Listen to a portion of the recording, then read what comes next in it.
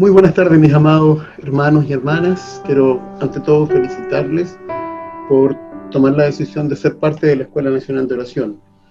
Una preparación, una capacitación, un entrenamiento espiritual que tiene como objetivo levantar un ejército de intercesores por nuestra nación y también por las naciones de la tierra frente a las necesidades que día a día vemos que se están presentando.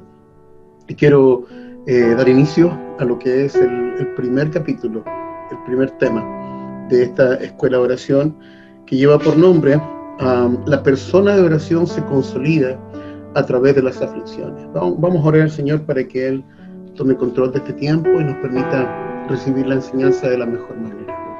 Padre, te agradecemos en esta hora por estar juntos. Gracias por poder, Señor, buscar tu rostro y ser capacitados, Señor, para ser también perfeccionados como hombres y mujeres de intercesión.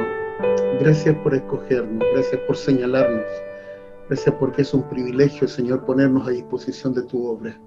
Ayúdanos a comprender la profundidad de esta palabra, Señor, de ser inspirados por tu Espíritu. Te lo pedimos con todo nuestro corazón y te agradecemos en el dulce nombre de Jesucristo nuestro Señor. Y juntos decimos amén. Amén. Primera de Reyes 17:1 dice: Entonces Elías Tisbita, que era de los moradores de Galaad, dijo a Acab: Vive Jehová Dios de Israel, en cuya presencia estoy, que no habrá lluvia ni rocío en estos años, sino por mi palabra. La verdad que la persona de oración se prepara a través de las aflicciones durante muchos años por un proceso de preparación divino. Siempre vemos a la luz de la Escritura, de la palabra de Dios, que los grandes hombres de fe, que los próceres, los héroes de la fe, fueron formados en un proceso también que les llevó a tiempos de desierto, a tiempos de dificultad, porque es ahí donde el carácter del hijo, la hija de Dios, el carácter del hombre y la mujer de Dios es formado a la imagen de Jesucristo. El texto que acabo de leer en Primera de Reyes 17:1 señala que el profeta Elías se presenta delante del rey Acab y con total autoridad le señala que durante esos años que estaba viviendo no habría lluvia y no habría rocío, sino es por su declaración. La verdad que para una tierra desértica, una tierra donde el agua es un bien preciado, era un tiempo de crisis, un tiempo de profunda dificultad. Y las Escrituras, como digo, muestran claramente que la aflicción es una lección infaltable para la persona de oración. La eficacia de la oración no se obtiene sin esfuerzo, ya que no se puede recibir por medio de un seminario. Esta se alcanza en medio de las aflicciones. Es el centro del entrenamiento de la oración. Mire qué interesante es este punto, porque nosotros no podemos alcanzar un nivel de intercesores, un perfil conforme a lo que Dios tiene preparado para nosotros si no ponemos en práctica la oración. Es mucho más que una formación teórica, es mucho más que una formación académica, sino que esto se lleva a cabo en la medida que nosotros lo practiquemos y lo desarrollemos a diario. Por eso que la aflicción es parte, porque es en los tiempos de aflicción donde buscamos el rostro del Señor con mayor fuerza, con todo nuestro corazón. La aflicción hace que un hombre común se convierta en un gran atleta, que un ciudadano ordinario se convierta en un soldado. Hace que lo escaso se transforme en importante. El periodo de tiempo de la aflicción de una persona de oración es determinada por Dios. En el caso del profeta Elías, duró 3 años y medio, pero en Moisés duró 40 años. En Abraham atravesó 120 años. Todo con la finalidad de formar hombres de oración. Generalmente, las personas de oración que salvan naciones han orado durante largo tiempo de aflicción. Los tiempos de aflicción son tiempos de preparación para la persona de oración. Esto es un desafío porque no podemos sentir temor frente a la dificultad que se pueda levantar. La verdad que los equipos de oración muchas veces no cumplen su objetivo, porque cuando empezamos a orar, sin duda alguna se nos van a levantar adversidades, se van a levantar problemáticas, y es justamente lo que debemos hacer, buscar con mayor fuerza, profundizar mucho más en la comunión con el Padre, entrar en la intimidad, en el secreto de Dios, para poder ser formados como hombres y mujeres de oración. Luego de esto yo una vez terminado el primer capítulo, le voy a enviar algunas preguntas que debemos responder. que debemos obviamente también saber evaluar. Este es el principio número 1 de oración. La persona de oración se prepara a través de las aflicciones. Muy bien. Como principio número 2, el hombre y la mujer de oración debe aprender a buscar la voz de Dios en los tiempos de aflicción. En 1 Reyes 17:2 dice, y vino a él palabra de Dios diciendo. Es decir, en medio de la crisis, cuando comenzamos a buscar el rostro del Señor, sin duda vamos a recibir respuesta. Viene a mi mente la palabra de Mateo 7:7, cuando dice que buscad y hallaréis, pedid y se os dará, buscad y hallaréis, llamad y se os abrirá, porque todo aquel que pide es el que recibe, y el que busca es el que encuentra, y quien llama es a quien se le abre. Es decir, que mientras nosotros buscamos a Dios, no tengamos duda alguna de que Dios va a poner una palabra en nuestro corazón, en nuestra conciencia. Él va a hablar en nuestra vida, nos va a dar respuesta cuando le busquemos sinceramente. La aflicción nos ayuda a descubrir verdades, nos ayuda, ¿sabe qué? A depender de Dios, a dejar nuestra vanagloria, nuestra autosuficiencia, y a depender única y exclusivamente de nuestro Dios. La aflicción hace que una persona deje de confiar en lo que el mundo le ofrece y ponga su mirada y su enfoque directamente en la persona del Padre. La aflicción en ocasiones hace doler hasta los huesos, y por eso que eso nos impulsa mucho más a buscar a Dios, nos hace ser dependientes de su presencia, dependientes de su gracia. Mire qué importante es esto. La aflicción enfoca nuestra mirada en Dios todo el tiempo posible. La persona de oración atenta a la voz de Dios puede sobrellevar todas las aflicciones. La insatisfacción es parte de la persona que pierde la comunión con Dios, por supuesto. No va a poder nunca sentirse plenamente satisfecha. Juan capítulo 15 dice, porque separados de mí, nada podéis hacer. Por lo tanto, Dios permite la aflicción para volvernos a Él, para pegarnos a la vid, para que podamos depender única y exclusivamente de su mano. No basta la oración para sobrevivir en los tiempos de tribulación.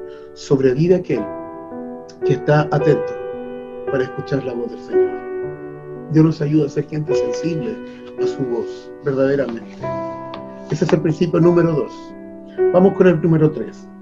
La persona de oración termina comprendiendo y aceptando que las circunstancias difíciles son para su formación y su carácter. Mira, aquí tengo un tema bien interesante que quería compartirle también. Cuando nosotros entendemos que Dios permite las circunstancias, aún las más difíciles, ¿para qué? Para sacar de nosotros lo mejor. Vemos, por ejemplo, yo lo cito solamente como un ejemplo personal, esto no aparece en el material, pero pienso en la vida de José, del patriarca de Israel. José fue hijo predilecto de su padre, de Jacob. Eran los ojos de su papá, porque lo había tenido en su vejez, porque era hijo de Raquel, la mujer que él amaba. Y vemos un niño a lo mejor privilegiado en comparación al resto de sus hermanos. Cuando todos tenían túnica de un solo color, él tenía de varios colores. Tal vez no tenía la responsabilidad o el trabajo que ejercían sus hermanos, y eso generó envidia, generó rechazo de parte de sus hermanos.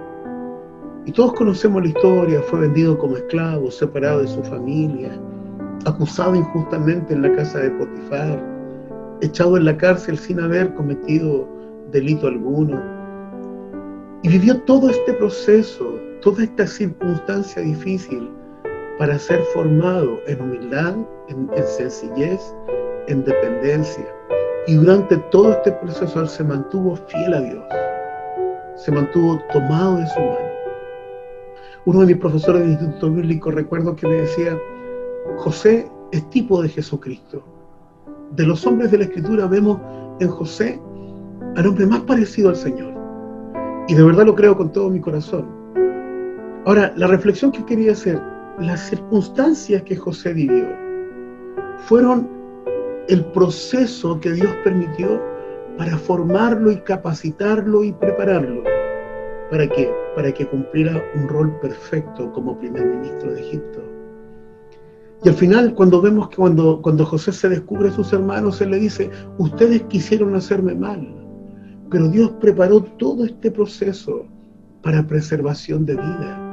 Y toda una generación fue salva como resultado del proceso que José tuvo que enfrentar. Es maravilloso. Por eso es que la persona de oración entiende y comprende las malas circunstancias que tiene que vivir como un proceso de formación. Y lo más importante, permanece fiel durante el proceso. Primera de Reyes 17:3 dice: apártate de aquí, vuélvete al oriente. ¿Ah? Y mora en el arroyo de Querit, a un costado del arroyo de Querit. Así dice. Espérenme un segundito para buscarlo directamente de la palabra. ¿Ah? Estamos ahí. Escóndete, perdón. Dice, la persona, apártate de aquí, vuélvete al oriente y escóndete en el arroyo de Querit que está frente al Jordán. Y después el versículo 4 dice: beberás del arroyo. Y el versículo 5: y él fue e hizo conforme a la palabra de Jehová, pues se fue y vivió junto al arroyo de Querit que está frente al Jordán. Podemos notar entonces que Dios hizo descansar en un lugar apartado al mayor de sus profetas que salvaría a la nación. El gran profeta Elías, que salvaría a la nación, aceptó el trato que recibió. Fue aislado, fue separado. Comenzó a ser alimentado de manera sobrenatural por los cuervos que le llevaban alimento y a beber directamente agua del arroyo. Entonces, las características comunes de las personas que se quejan de las circunstancias son las siguientes. Fíjense, no se somete a las circunstancias en las que se encuentra, sino que se queja, porque cree que es el propio diseñador de su vida. No puede ver que en medio de las malas circunstancias está el propósito de Dios. Ese es aquel que se queja de las circunstancias. No puede entender que Dios, que le ha guiado a esa circunstancia difícil, que es el Señor quien está permitiendo ese proceso para sacar lo mejor de su vida. No puede descubrir que Dios le trajo a esa circunstancia para salvarle a sí mismo y para salvar también a otros. No puede comprender que aún estas circunstancias difíciles están bajo la soberanía del Padre, quedando excluidos así para ser parte del ejército especial de Dios. Los soldados especiales no condicionan las circunstancias en donde se encuentran. Ellos, para consumar la voluntad de Dios, se someten a las circunstancias más difíciles, siendo entrenados para salvar a su nación de las catástrofes. Bendito sea su nombre. ¿Cuántas circunstancias duras has tenido que enfrentar? ¿Y cuántas de ellas hemos sido capaces también de enfrentarlas con humildad, con madurez, con dependencia del Padre? ¿Cuántas de estas circunstancias han resultado para nuestro propio crecimiento y beneficio?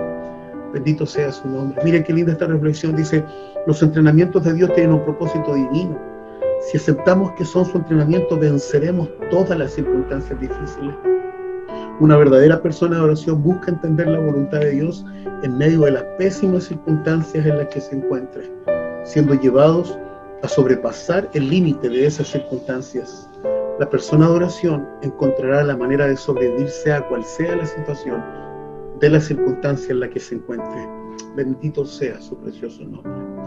Luego al final les voy a dar todas las preguntas que debemos desarrollar. Vamos con el principio número 4, principio de oración número 4. La persona de oración debe creer que Dios enviará el ejército de cuervos sin importar cuál sea o cuán difíciles sean los tiempos de hambre. Verdaderamente, en Primera de Reyes 17:4 dice, beberás del arroyo, y yo he mandado a los cuervos que te den allí de comer. Y los cuervos traían pan y carne por la mañana y pan y carne por la tarde, y él bebía del arroyo. Miren, hagamos el siguiente análisis. ¿Dónde estaba el comedor de Elías? Junto al arroyo. Él estaba ahí. ¿Quién era el cocinero de Elías? El mismo Dios Padre. Él era quien le enviaba todos los alimentos. ¿Cuál era la comida? Pan y carne por la mañana, pan y carne por la tarde. ¿Y qué es lo que bebía? Bebía agua del arroyo. Elías era la persona de oración que salvaría a la nación de la catástrofe. Y Dios hacía que la atendieran de la mejor manera. En los tiempos de aflicción, escucha bien esta verdad, Dios se encarga de cuidar y de alimentar a los suyos. El motivo por el cual Dios envía un ejército de cuervos a la persona de oración en los tiempos de circunstancias difíciles es para afirmar su perfecto plan. Aunque muchos digan que todo se ha acabado, Dios no dejará de proveer de manera sobrenatural a sus siervos de oración por medios especiales. Los cuervos suelen ser uno de los medios por el cual Dios provee soluciones a sus hijos de oración. Los cuervos son creados por Dios para sus propósitos. Dios no envía a cualquier persona a los cuervos, solo a sus siervos de oración, los que Él cuida de manera especial. ¿Sabe qué? Esos cuervos representan o simbolizan a los ángeles. simbolizan a los medios, simbolizan a aquellas personas que Dios utiliza para sustentarnos, para levantarnos, para apoyarnos en tiempos de dificultad. Y Dios sigue en este tiempo enviando a sus cuervos para sustentar a aquellos que son siervos y siervas del Señor. Bendito sea su nombre. La verdad que esto es hermoso, hermano. El principio número 5, este primer punto, este primer capítulo tiene 7 principios de oración. Vamos con el principio número 5. Dice, la persona de oración siempre encuentra nuevas provisiones cuando se suspenden las primeras provisiones de Dios. Primera de Reyes 17:9 dice, levántate y vete a Sarepta de Sión y mora allí. He aquí yo he dado una orden a una mujer viuda que te sustente. ¿Por qué no vienen los cuervos en algunos tiempos difíciles? Fíjese bien, ocurre que si no llegan los cuervos, nos sentimos en aprieto. Cuando comenzamos a ver que falta la provisión, que a lo mejor no va a llegar el sustento o la necesidad no será cubierta. Si no llegan los cuervos, aquellos que estamos comenzando a lo mejor una nueva obra, nos podemos sentir impotentes y necesitados. Pero no es así con aquellas personas de oración. Estas aprendieron a descansar en Dios, sin desesperar, porque se les acabó a lo mejor una ofrenda o el sustento. Saben que pronto Dios enviará una ofrenda sobrenatural, ya que la oración termina llevándonos a una nueva ruta de ingreso. La persona a la cual se le suspenden las provisiones divinas entiende al entrar en la oración que Dios es su proveedor. Sabe que el ejército de cuervos es uno de los medios de provisión, pero no es el único. Por lo tanto, el hecho de que no vengan las provisiones de la forma esperada no significa que se hayan acabado. El final de una provisión trae el mensaje de que se inicia una nueva ruta de provisiones. Qué interesante y qué hermoso. A veces pasamos momentos de aprieto en el área económica, en el área de las emociones. Comenzamos a lo mejor a ver que las provisiones se van a terminar. Pero el hombre y la mujer de oración saben que el Dios a quien sirve no le ha de desamparar jamás. Tú y yo dependemos de Dios y no nos faltará el sustento, el abrigo, no nos faltará el amor, el aprecio, no faltará la cobertura, la protección, porque Jehová es nuestro pastor y sabemos que nada nos faltará. Nunca dejemos de tener presente que nuestro proveedor es el Dios Jehová Jireh. Él se ha adelantado a nosotros para preparar cosas mejores. Dios no acaba la provisión, la cambia a una mejor, a una nueva ruta de bendiciones. El debate número 5. Bueno, y aquí viene todo el proceso de los debates. Eso es lo mejor que lo vamos a ver todos juntos al final, porque ahí vienen las preguntas. La persona de oración valora a quienes le proveen. Sí, pues, es una persona agradecida, y esto es muy importante también. Debemos reconocer que cuando Dios provee, debemos ser agradecidos. La persona de oración valora especialmente a los proveedores que son pobres, que sus únicos recursos los extienden para bendecir su obra. Primera de Reyes 17:12 dice, y ella respondió, vive Jehová tu Dios, que no tengo pan cocido, solamente un puñado de harina tengo en una tinaja y un poco de aceite en una vasija, y ahora recogía 2 leños para entrar y prepararlo para mí y mi hijo y para que lo comamos y nos dejemos morir. ¡Wow! Es una experiencia increíble que estremece hasta el alma. El nuevo proveedor que Dios le presentó a Elías, después de haber cesado los cuervos, no era un adinerado ciudadano, sino que una pobre viuda. ¿Cómo Dios puede presentarme como mi nueva proveedora a alguien que apenas tiene para comer? Inclusive alguna persona que está pensando en morir después de comer este último pan. Esos son los misterios sobrenaturales de Dios. Que Él es capaz de poner abundancia donde no hay nada. Él es capaz de proveer de manera abundante donde no lo hay. De verdad que esto es extraordinario. Es de destacar que la seguridad de Elías no estaba apoyada en lo que veía, por supuesto que no, sino que entendía claramente que era Dios quien bendecía y proveía. Debemos tener en claro que cuando Dios escoge a los proveedores no mira sus bolsillos, sino que la determinación, esa elección que se basa en su voluntad, trabajando con un corazón dispuesto. Por lo tanto, a la persona de oración no le debe importar si el proveedor es de muchos o de pocos recursos. A veces estamos preocupados en que puedan apoyarnos aquellos que manifiestan tener muchos recursos. En mi experiencia como pastor, cuando recién comenzaba, permítame abrir este paréntesis, recuerdo que en la iglesia donde nosotros estábamos sirviendo como pastor de jóvenes junto a mi esposa, un día se me solicitó orar por los diezmadores, por aquellos que traían su diezmo. Y había una ancianita en la iglesia, la Carmelita, nunca la he olvidado, hoy día ella descansa en los brazos del Señor, que ella trajo su diezmo. Y a mí un poco me quebrantó su condición, porque sabíamos que ella vivía una pequeña pensión. Y mi pensamiento humano, como pastor joven, sin mayor experiencia al comienzo, fue: ¿no será mejor que ella dedique ese recurso para su sustento? Y se lo planteé a mi pastor, al pastor titular de la iglesia. Y él me dijo: mira, si lo miramos humanamente, tú tienes toda la razón, desde el punto de vista humano. Pero debemos entender que esto es un concepto espiritual. Si ella le da a Dios con todo su corazón, con un corazón dispuesto, de lo poco que tiene, eso poco que quedó para ella, Dios lo va a multiplicar. Y ese es un principio espiritual. La importancia está en hacerlo con un corazón generoso, dispuesto, y Dios multiplicará. Lo que para nosotros es poco, para Él es mucho. Bendito sea su nombre. Entonces, esto es hermoso lo que estamos hablando. La persona de oración sabe que el genuino proveedor es más importante que el medio de la provisión. Sabe que sus proveedores no son personas o grupos humanos, sino que Dios mismo. Yo he compartido esta palabra con la iglesia. Hoy día que estamos enfrentando un tiempo de crisis en cuanto a la pandemia, que ha traído también un problema significativo en el área de la economía. Muchas veces ponemos nuestra confianza en los beneficios del Estado, en los beneficios del gobierno, en la obra social. Y la verdad es que nosotros debemos entender que nuestra provisión no está en los bonos que a lo mejor nuestro gobierno está gestionando. Nuestra provisión no está en el 10% de la AFP. Esos son medios, son cuervos que Dios utiliza para bendecir a su pueblo. Porque la provisión no viene del Estado, la provisión viene del Señor. Él es nuestro proveedor.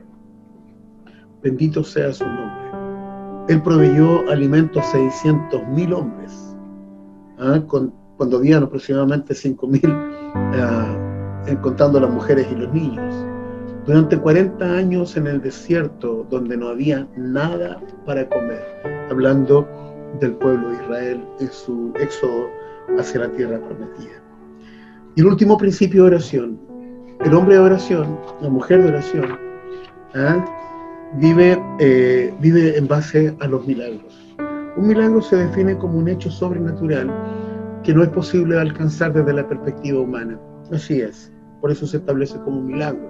Cuando alguien hace todo lo que es posible de acuerdo a sus propias fuerzas y no le dio resultado, y sin embargo en un momento se alcanza el objetivo y se logra el objetivo sin tener intervención humana, se habla de un milagro. Y el hombre de oración vive de los milagros.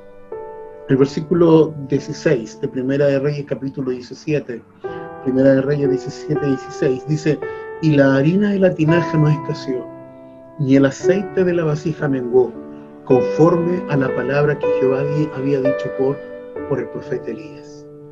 Es decir, que esta proveedora, la viuda de Sarepta, que solamente contaba con un puñado de harina y un poco de aceite para hacer pan, y después pensaba morir, lo usó para proveer alimento al profeta de Dios. Fue el instrumento de bendición y de sustento para el profeta.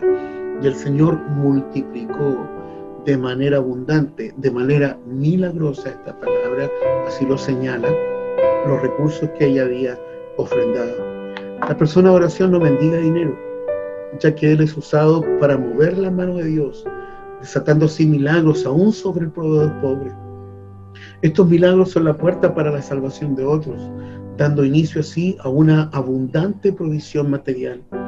Debe quedar en claro que la persona de oración posee el espíritu creativo de Dios, produciendo y viendo milagros para alcanzar la misión encomendada. Nosotros hemos soltado este último tiempo sobre la iglesia, creyendo esta palabra, creyendo esta verdad. Y quiero decirlo con total propiedad, porque nuestra congregación ha sido tremendamente bendecida en este sentido. Y hemos visto cómo Dios ha abierto puertas de trabajo y de provisión para hermanos que no lo tenían, y en tiempo de la crisis Dios abrió puertas de trabajo. Porque nosotros creímos con todo nuestro corazón que Dios habría de llenar las despensas, que Él habría de llenar los refrigeradores, que Él habría de renovar los cilindros de gas. Y comenzamos a proclamarlo sobre la iglesia.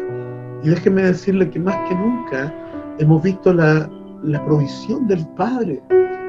Es cierto, la iglesia está cerrada, los cultos no se levantan ofrendas. Sin embargo, hemos podido cumplir todos los compromisos durante todos estos meses en los cuales la iglesia ha estado cerrada. Porque Dios ha provisto. Porque la hermandad ha entendido cuál es su compromiso también de proveer para la obra, dando de gracia lo que de gracia ha recibido. Bendito sea su precioso nombre. Entonces, tenemos el espíritu creativo de Dios. La persona de oración alcanza los milagros en su rendición absoluta a Dios.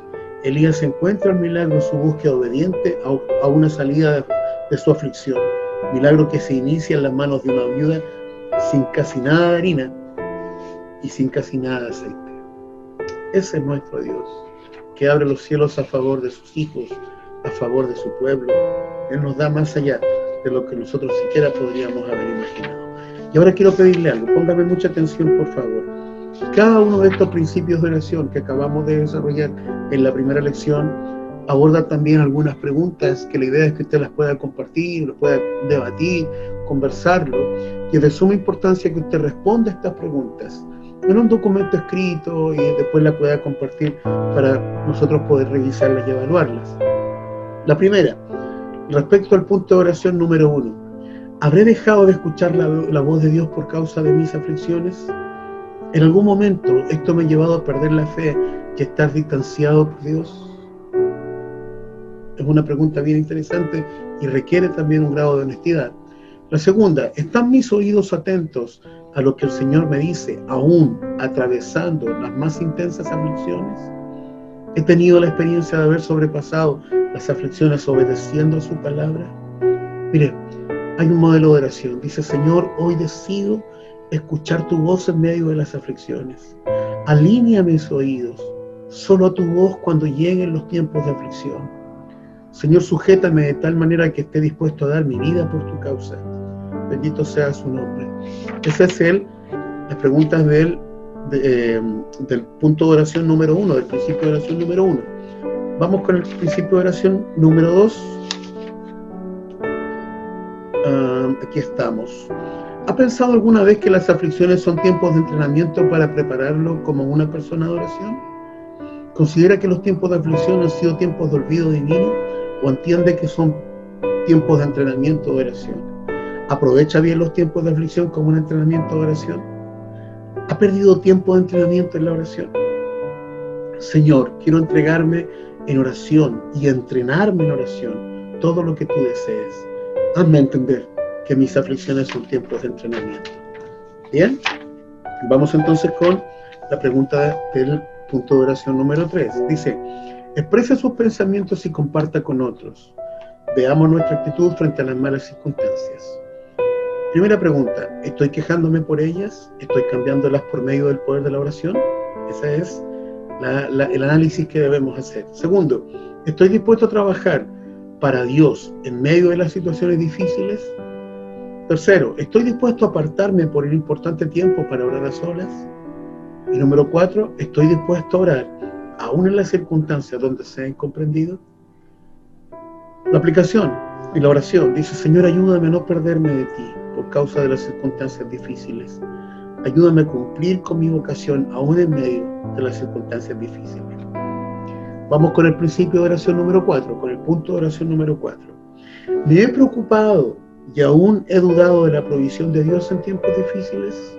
Ahí tiene que analizarlo.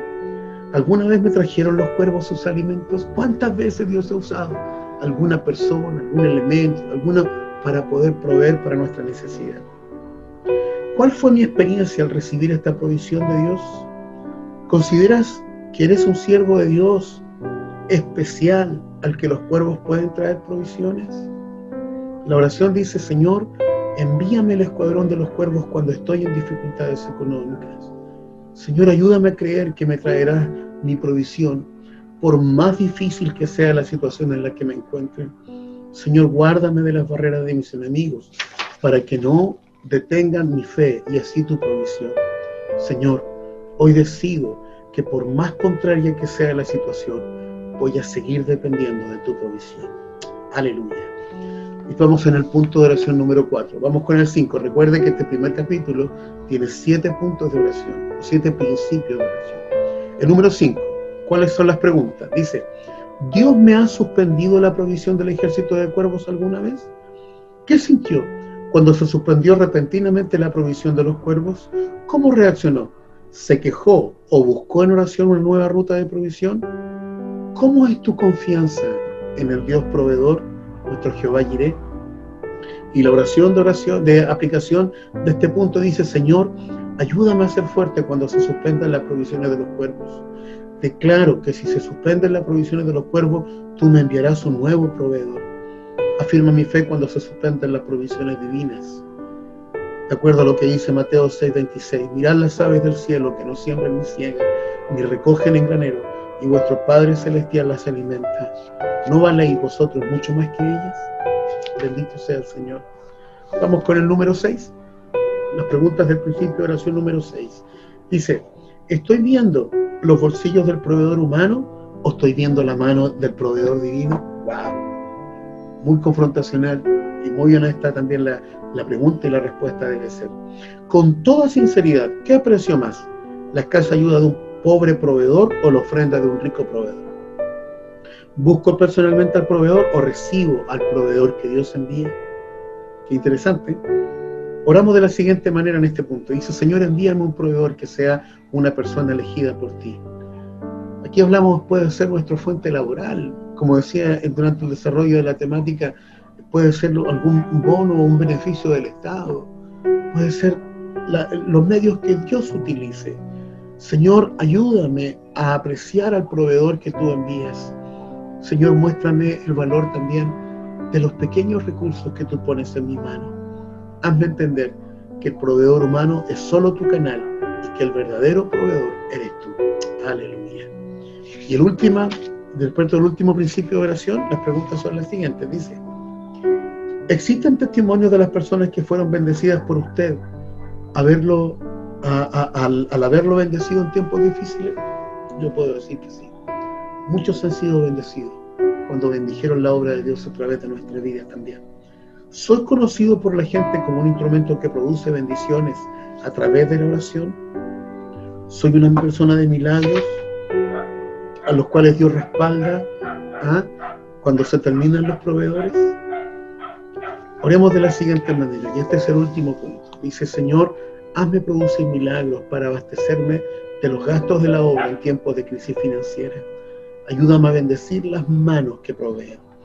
Clamemos de rodillas hasta que lleguemos a ser personas de oración que salvan las naciones, que alejan las catástrofes de la nación y que alejan las aflicciones de nuestra vida. Padre, gracias por este primer capítulo, Señor, de la Escuela de Oración.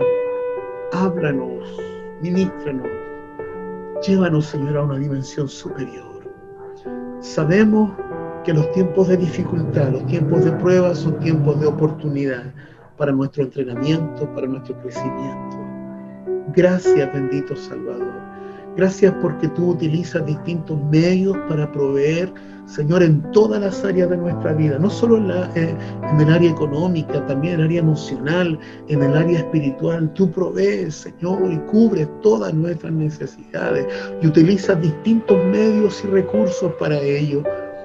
Y por eso te pedimos, ayúdanos también a nosotros a ser canales de bendición hacia otros, que muchos puedan ser bendecidos por nuestra vida. Respalda, Señor, nuestra labor, nuestro trabajo, nuestro servicio, con señales, con prodigios y con milagros. Te lo lo pedimos con todo nuestro corazón y damos gloria a tu nombre por Jesucristo, nuestro único y suficiente Salvador. Y juntos decimos amén, amén y amén. Este es el primer capítulo de la Escuela Nacional de Oración. Dios les bendiga mucho y vamos por el segundo capítulo en la próxima oportunidad. Un fuerte abrazo. Sigamos adelante.